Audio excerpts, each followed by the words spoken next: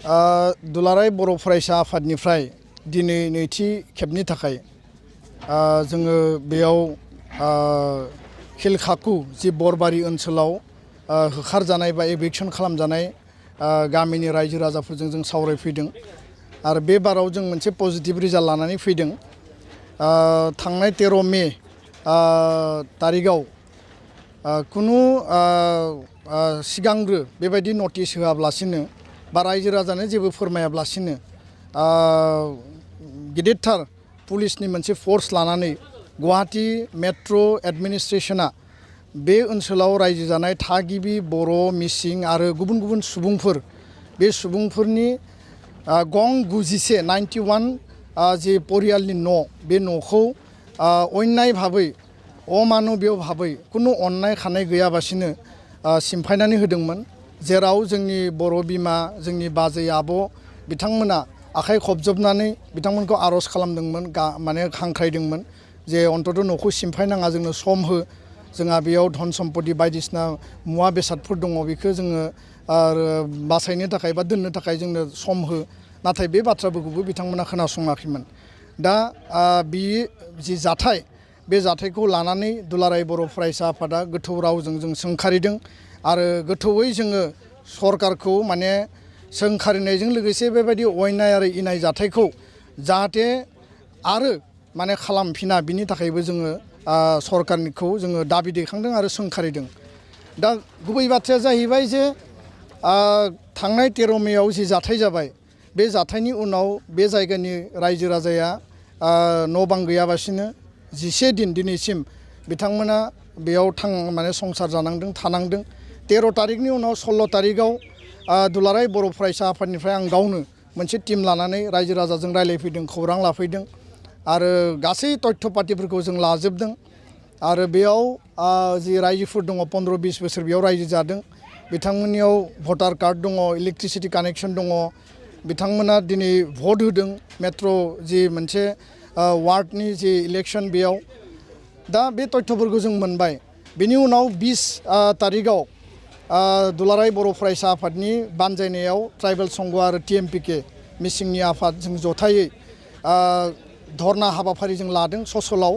नाथाय ससलनि जोंनो पारमिसन होआखै, किन्तु जों धरनाखौ उइथड्र खालामाखै।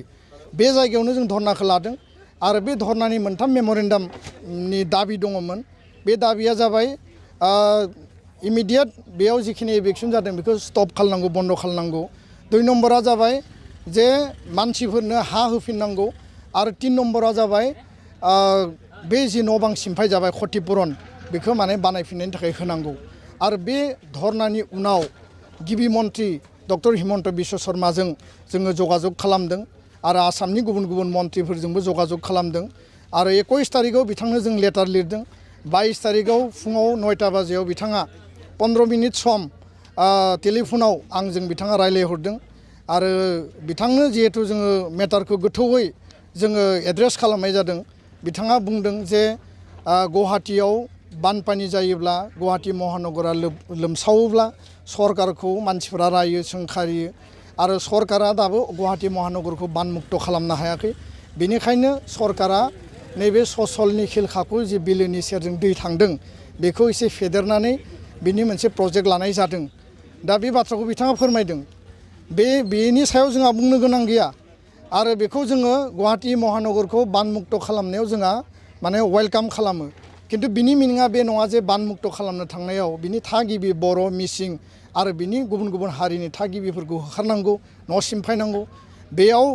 रायजो राजानिफ्राय जिखिनि कमप्लेन, जिन्जार हटेल दङ, सोरबा आजमल फाउन्डेसननि न' दङ, माने हा दङ आरो गुबुन गुबुन नेता पालि नेतानि हा दङ, बिथांमोननि हाखौ मानो उच्चेद खालामाखै? बिथांमोनाबोथ' जलाखयनि वाटार बडिज एक्टनि सिङाव गोलैयो। बे अबजेक्सनखौ जों मोनदों आरो बे बाथ्राखौ जों बुंदों। दा बेखायनो गिबि मन्त्रि बिथाङा जोंनि दुलाराय बर' फरायसा आफादनि जि मोनथाम दाबि जे एभिक्सना बन्द जानांगौ, बिथांमोननो हा होफिननांगौ आरो बिथांमोननो क्षतिपुरन होनांगौ न' लुनो थाखाय, बे मोनथाम दाबिखौ बिथाङा एक्सेप्ट खालामदों। आरो मैया समबाराव, रबिबाराव जों रायलायबाय। मैया समबाराव आसामनि केबिनेट मिटिं दङमोन मोनाबिलिनि 6 बाजियाव आरो बे केबिनेट मिटिंनि जोबनायाव गिबि मन्त्रि बिथाङा आसामनि WPT मन्त्रि सोलोंथाइ मन्त्रि डक्टर रनज पेगु बिथां आरो लोगोसे आसामनि हेन्डलुम आरो टेक्सटाइल सेरिकालचार मन्त्रि WBD नि मन्त्रि UG ब्रह्म बे सानैखौ बिबान होनानै दुलाराय बर' फरायसा आफाद मिरु आफाद आरो TMPK आरो बे होखारजानाय एभिक्सन खालामजानाय जि रायजोफोर बिथांमोननिफ्राय 7 बा 10 जन मोनसे डेलिगेसन टीम एबसु आरो TMPK नि प्रेजेन्सआव दिनै साननि 1 बाजियाव एकटायाव दिसपुरनि जनता भवनाव बिथांमोना मिटिं लिंदों आरो बे मोनथाम आयदानि सायाव बे सावरायनाया जागोन आरो सरकारा जिहेतु मोनसे पलिसि लादों प्रतिश्रुति होदों हा होनायखौ बिथांमोना एनसियर खालामदों क्षतिपूरण होनायखौ एनसियर खालामदों आरो एभिक्सनखौ बन्द खालामनाय बाथ्राखौबो बुंदों दा बिनि आन्दोआव मा दङ जे बेसेबां हा होगोन बबेयाव होगोन जों बुंदों बे जायगायावनो थाफैनो मोननांगौ आरो बे जायगायाव जुदि प्रजेक्टनि खाथिराव जुदि थानो मोनाब्ला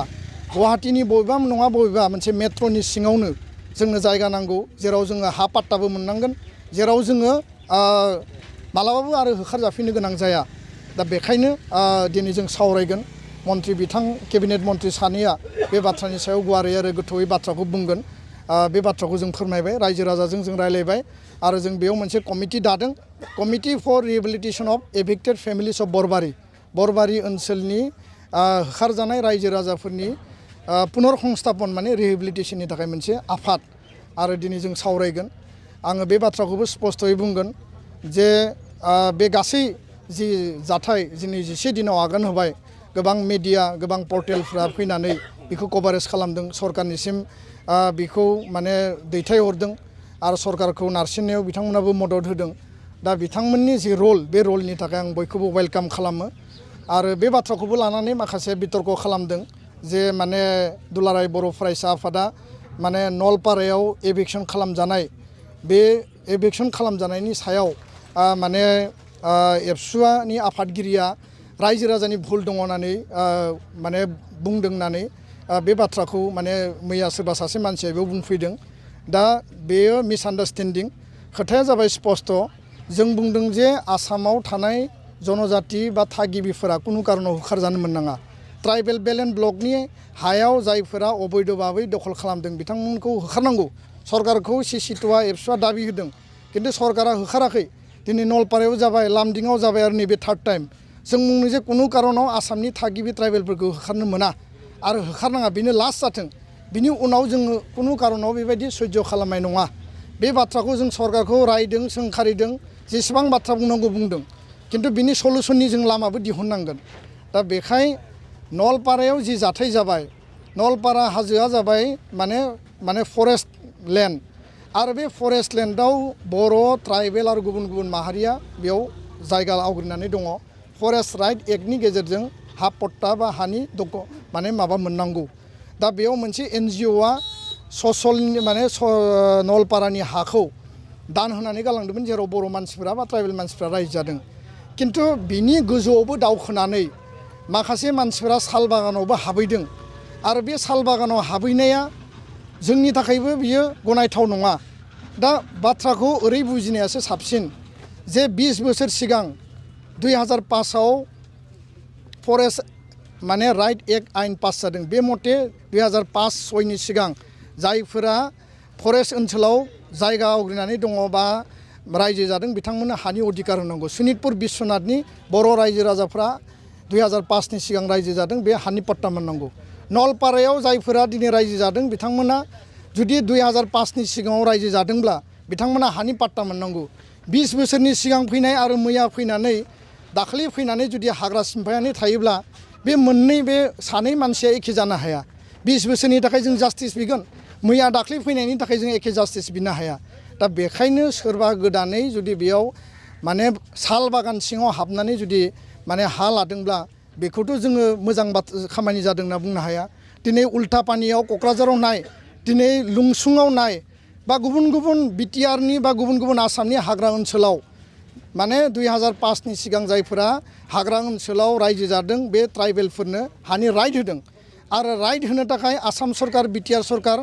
जोङो forest right act government of इन्डियानि आइन बायदियै जोङो नारसिनदों आरो सरकारा होनोबो बाध्य जादों किन्तु बाथ्राया जाबाय मा मैया दाख्लै जुदि सोरबा साल दंफां सावनानै सोरबा दंफां दानफायनानै उल्था पानियाव थाहैबा नों बिथांनिखौबो जास्टिफाइ खालामगोन नामा होमबा जोंनो हाग्राखौ नांगौ ना जोंनो माने हाग्राखौ सिमफायनांगौ बे हाग्राया जोंनि प्रपार्टि जोंनि जिउ थांना थानायजों जोंनि आबहावाजों सोमोन्दो दङ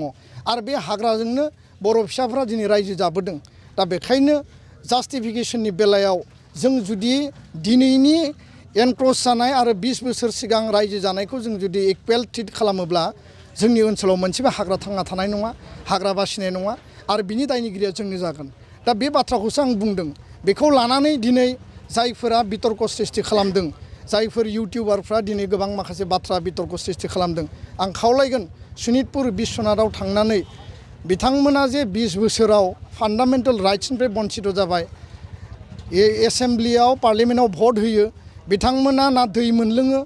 बिथांमोना ना माने आइवाइ न' मोनो ना पिआरसि मोनो बिथांमोना ना कारेन्ट मोनदों ना मेडिकेल फेसिलिटि मोनदों बिथांमोननियाव ना स्कुल दङ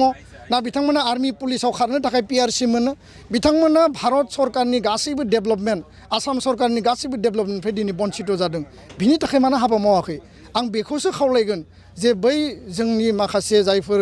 यां आरो बिराद डेडिकेटेड जायफोर इउटिउबारफोर दङ सनितपुर बिश्वनाथाव आङो बोसोरसे बोसोरनै बोसोरबा थानानै सरकारखौ नारसिननायनि बा बे ओनसोलनि रायजो राजानि हा पट्टा मोननांगौनिफ्राय लानानै फान्डामेन्टेल राइट्सनि डेभेलपमेन्टखौ मोननांगौखौ लानानै जिखिनि मेटार दङ नोंथांमोना बेयाव थांनानै हाबा मावहैयो बेयाव नोंथांमोना बाथ्रा बुंहैयो आरो दुलाराय बर' फरायसा आफादा जों जेब्लाबो नोंथांमोनखौ सापर्ट खालामो जों बेयाव दङ दा बेखायनो फिसा फिसा बाथ्राफोरखौ लानानै बितर्क खालामनायनि बाथ्रा गैया खोथाफोरखौ मोजाङै जों स्पष्टयै बुजिनांगोन आरो बे समा एरला एरसि माने बांसावलाबायनाय बिनि नङा बे दुलाराय बर' फरायसा आफादा गावनि प्रिन्सिपल गावनि अन कर्स अफ एक्सनाव हाबा मावदों आरो नैबे ससल बरबारि ओनसोलनि रायजो राजाफोरनि जास्टिसनि थाखाय जोङो धरनाबो होदों आन्दलनबो खालामदों मेडियायावबो बुंदों सरकारजोंबो जोङो माने मेटारखौ प्लेस खालामदों आरो सरकारा बिनिनो फिथाइ महरै दिनै मोनसे रिजाल्ट होनो थांगासिनो दङ जों खोथाल' बुंनानै थायाखै दा बेखायनो result oriented in principle and course of एक्सनाव एबसुआ धैर्य सहकारै खामानि मावदों एबसुआ 55 बोसोरनि आफाद बर' माहारिया बे आफादनि हाबा मावनायनि सायाव मोजाङै मिथियो बुजियो आरो बेखायनो जायफोरा नमस्य बेक्ति जायफोरा वेल नन बेक्ति बिथांमोना एबसुनि सायाव बेबायदि कमेन्ट होनाय बितर्कआव लाबोनाय मालाबा बुंफेराखै आं बेखायनो खावलायगोन बर' रायजो राजाया बे गासै बाथ्रानि सायाव मोजाङै नायबिजिरगोन होननानै गोजोन्थों जों सिफाय जानाय न'खर सिफाय जानाय मानसिफोरखौ लोगोसे लाफानानै बे बाथ्राखौ खोनाना मोननानै जों जोबोद गोजोननाय मोन्दों सिफाय जाग्राफोरा आरो जायनि दारै दिनै सरकारजों जों सावरायलायनो मोनगोन गथे बिथां जोंनि आबसु दुलाराय आबसु आरो जोंनि TMPK लोगोसे UBPO BKWSC बाथौ जोंनि एरिनि अल बाथौ महासभा बिदिनो गासै जिবিলাক संगठन दं गासैखौबो जोंनि हाजासे खुलुमनाय आरो साबायखर बावहरबाय बिथांमोननिसिम जों जोबोद गोजोननाय मोन्दों दिनैनि बाथ्राखौ सरकारजों सावरायलायगोन होननानै मिथिनानै जों दा 1टा बाजियाव बिथां इउजि ब्रह्म केबिनेट मिनिस्टार आरो डक्टर रनज पेगु केबिनेट मिनिस्टार बिथांमोनजों दिनै सावरायलायगोननो 1टा बाजियाव होनदों जोंनि आबसुनि आफादगिरि बिथां दिपेन बर' बिथाङा गतिके जोङो दा 1टा बाजियाव थांसै रायज्लायहैनोसै नायनोसै माबायदि रेसपन्स मोनो माबायदि गुरुत्व होयो सिफाय जानायफोरखौ मा खालामनो सानदों मा मादों जोंनि दिमागखौ जों लाखिगोन जोङो खोनानो मोन्दों बै न' सिफाय जानायफोरखौ गुबुन जायगायाव सेटेल खालामहैगोन होननानै गतिके बे बाथ्रायाव जोङो एकमत नङा जों मालाबाबो मानिना लाया जोंनो बे जायगायावनो जोंनो नांफिनगौ जोङो बे आसामनि थागिबि गतिके जोंनो बे जायगायाव नांगौ जे बेफोरथ' गोदो बेल ब्लकनि हा गोजामोन गासैबो गतिके 1970 सननि जि खाजोना रसिद दं बे हायाव दाखालिनो होखाबाय मिडियानि सिगाङावबो होखाबाय 1970 दिनै सरकारा दि न'खौ न' बां सिफायदों जोंनि बर' हारिफोरनि बा ट्राइबेलफोरनि बा गुबुन हारिफोरनि सिफायदों बेयो जों जोबोद दुखु मोन्दों बे 2008आव मोनसे एक्ट बानायदोंमोन वाटार बडिज एक्ट 2008 बेयाव एक्टआव बेखिनि हाखौ गभर्नमेन्टआ वेटलेन्ड हिसाबै घोषणा खालामदोंमोन रिजार्भेसन खालामनानै दोनदोंमोन अथच जोङो 2008 एक बानायनानै आवगायनिफ्रायनो बेवहाय जोङो बसबास खालामनानै दंखायोमोन बिसि फिसाय लानानै न' बां लुनानै जों बेवहायनो दंखायोमोन गोदोनिफ्रायनो थेवबो सरकारा खुनु धरन सरजमिन तदन्त खालामालासिनो बेवहाय जायगाखौ नायफैयालासिनो बिथांमोना अफिसाव जिरायनानै माने बेखौ वेटलेन्ड हिसाबै बिथांमोना रिजार्भेसन खालामनानै दोनदों जोबोद दुखु मोनदों जों नांगासिनो दंमोन जोङो 2007आवबो जोङो मियादि नांगौ होननानै जों एप्लाइ खालामदोंमोन गभर्नमेन्टनि खाथियाव जों प्रत्येक बोसोरै खालामो 2015आवबो खालामदों एक जानायनि आवगायनिफ्रायनो जों मियादि नांगौ होननानै एप्लाइ खालामगासिनो दङ जों जुदि बै एकखौ बानायनायनि उनाव थायोमोनबा जों 2008आव जानाय एकनि आवगाय 2007आव माबोरै मियादिनि थाखाय जों एप्लाइ खालामनो हागौमोन डिसि अफिसाव बेफोर जोंनाव गासैबो प्रुफ दंजोबो जोंनाव इलेक्ट्रिसिटि कानेक्सन दं जोंनाव हल्डिं नाम्बार दं जों टेक्स होगासिनो दं गभर्नमेन्टनो जिएमसि टेक्स न'खरफ्रोमबो मानसिया जिएमसि टेक्स होगासिनो होनानै दङ गभर्नमेन्टआ मिथिजोबगौ गोदोनिफ्रायनो मिथिगौ जे जों बेवहाय बे जाय ओनसोलाव थाखायो दंखायो जों गभर्नमेन्टनो टेक्स होबाय थाखायो होननानै गभर्नमेन्टआ मिथिखागौ बिनि उनावबो गभर्नमेन्टआ दिनै दाखालि 13 मे 13 तारिख मेनि 13 तारिखे फैनानै जिबायदि अखा बांखानि गेजेराव इमान अखा हादों फुंनिफ्राय जोंनो 5 मिनिट समय होआखै फैदों डाइरेक्ट बुलडोजार एक्सट्रेभेटर लगायनानै न'फोरखौ गाख्रेबजोबदों सिफायजोबदों बय बुस्थु दिहुननो हायाखै जोङो जि जोम दिहुननो हायाखै गथ' गथायनि लेखा बांखा जेबो दिहुननो हायाखै खायसेनि थाखा फैसा